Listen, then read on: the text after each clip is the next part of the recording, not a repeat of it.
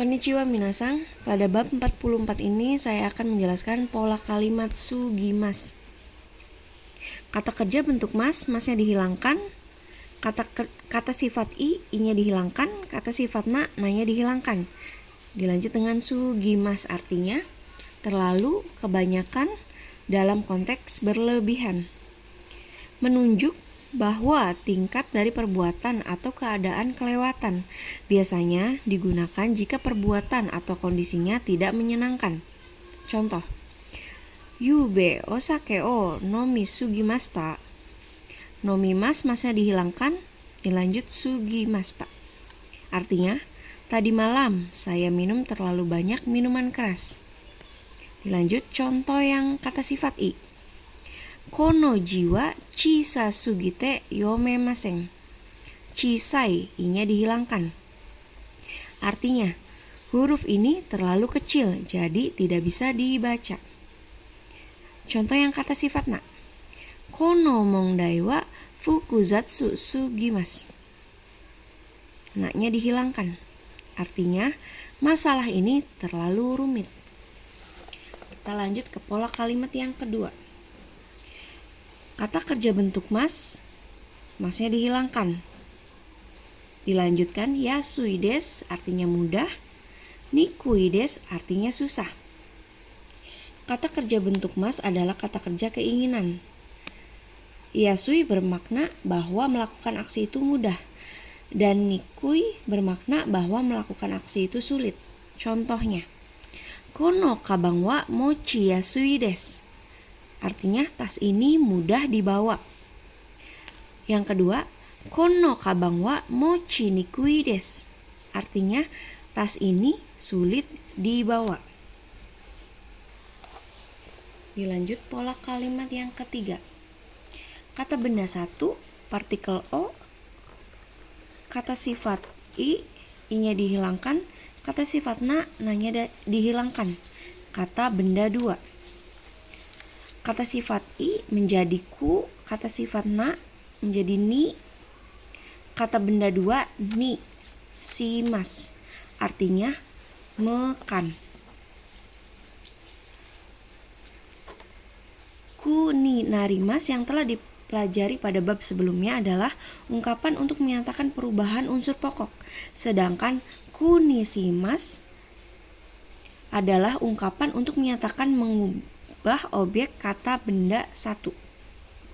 Contoh, hea o kirei ni shimasu, artinya membersihkan kamar. Selanjutnya, pola kalimat yang terakhir.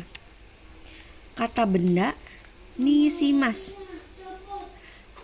artinya memutuskan atau memilih. Pola kalimat ini menyatakan pilihan atau keputusan.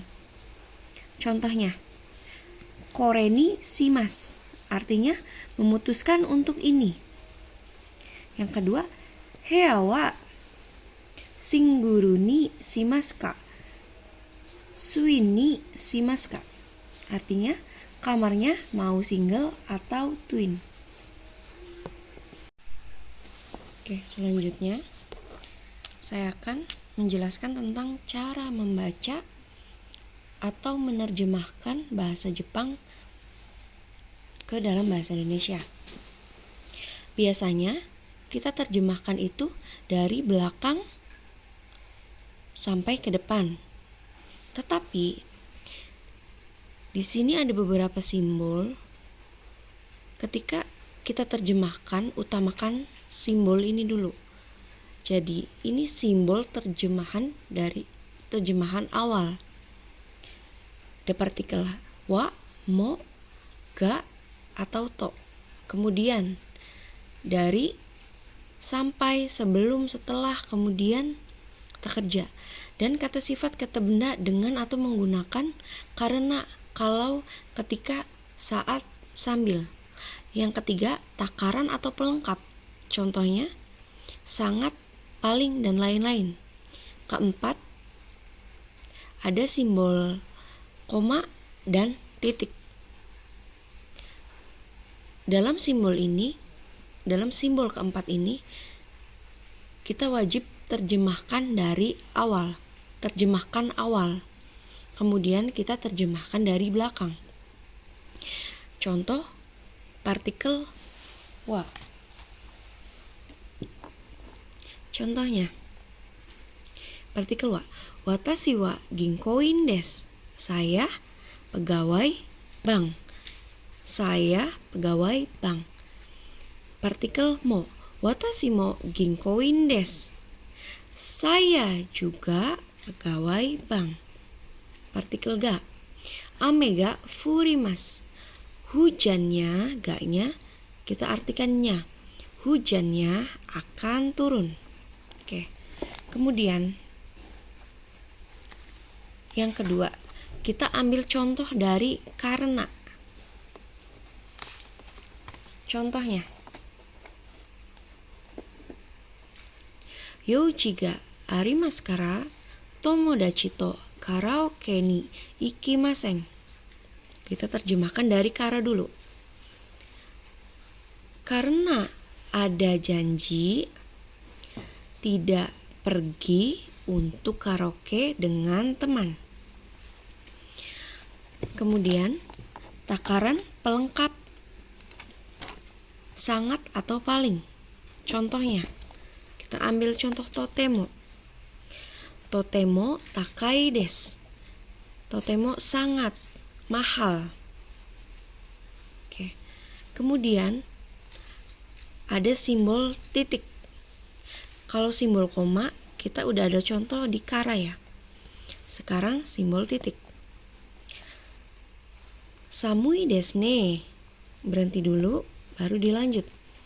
Seta o kimasu. Kita artikan dulu dari titik. Dingin ya. Saya akan memakai baju hangat. Tetapi ada pengecualian untuk partikel ga pasif. Diterjemahkan dari belakang. Ketika ada kata kerja arimas atau imas, dekimas atau kanoke, wakarimas, irimas atau hitsuyo, kata benda, kakarimas untuk masa waktu atau jumlah. Ada kata sifat juga, jouzu atau heta, suki atau kirai, hoshi, tai, nai. Kita ambil contoh wakarimas. Denki ga wakarimasu. Mengerti listrik. Kalau terjemahan dari awal, partikel ga yang terjemahan dari awal, contohnya, denki ga sukimasu. Listriknya menyala. Kalau pengecualian dari belakang, mengerti listrik. Contoh yang kata sifat. Amai mono ga suki desu. Kita artikan dari belakang. Suka makanan manis. Oke. Selanjutnya, cara membedakan kata kerja pasif atau aktif, chidoushi atau tadoushi. Yang pertama, ketika di depan mas huruf e itu aktif atau tadoushi.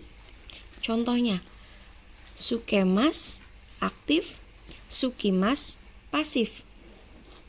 Sukemas ketika e bertemu mas. Artinya, sukemas menyalakan, sukimas menyala. Ada lagi ketika huruf e ketemu mas dan lawannya si ketemu mas. E ketemu mas, jika bertemu si ketemu mas, e-nya jadi pasif. E-nya yang pasif, si-nya yang aktif. Contohnya, kiemas sama kesimas.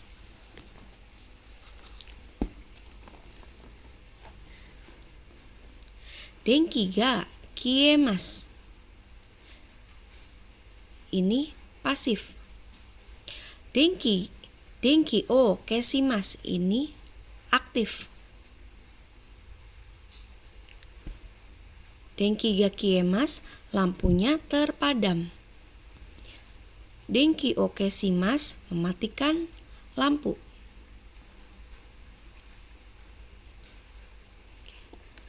Sampai di sini penjelasan saya. Arigatou gozaimasu.